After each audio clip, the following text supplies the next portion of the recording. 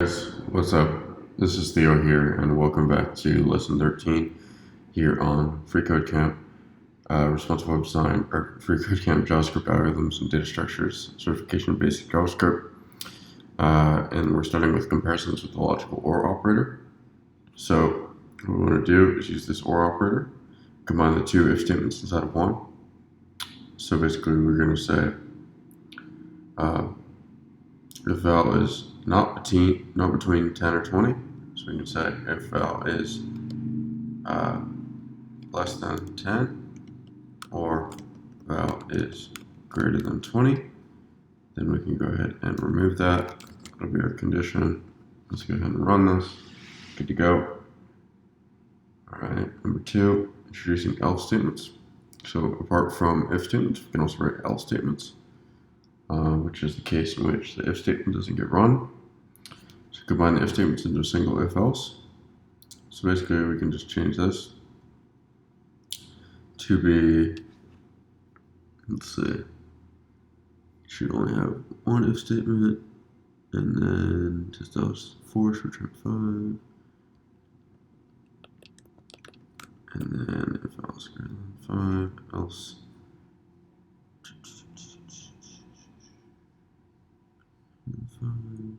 and then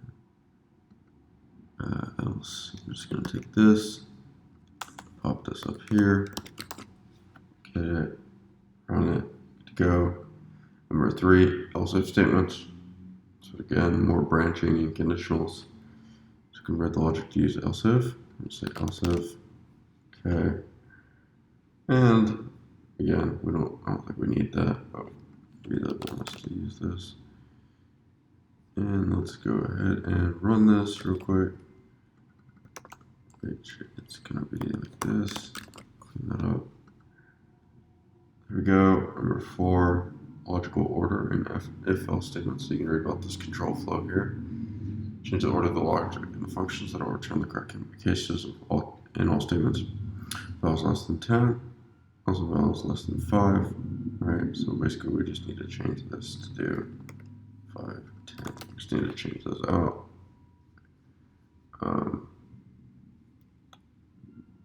Equal to 10. I think that's short. Let's see. What didn't want? Should return less than 5, 4. Sorry. Less than 5, less than 10. One more time. There we go. Okay. And then let me just make sure real quick. This is going to be 2, 3, 4, and 5. Chaining if-else statements. Cool. So write chained if-else if statements to fulfill the following conditions. So we'll say if num is less than 5, return tiny. Else if num is less than. Again, I would just prefer if statements here, but this is a little bit easier to read. But we're just going to return small. Might even prefer a switch statement here, to be honest. Else if num is less than 15, return medium. Else if num is less than 20, return large.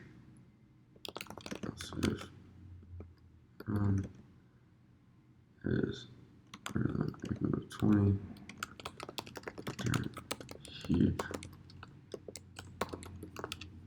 Okay, so let's go ahead and run this. Good to go. That's it, guys, for lesson 13, or might be 14. I gotta check. Hope you guys enjoyed it. If you did, make sure to like, comment, subscribe. As always, thanks for watching. Check out the links to the courses in the description box below the video if you're interested. And see you guys in the next video. Take care.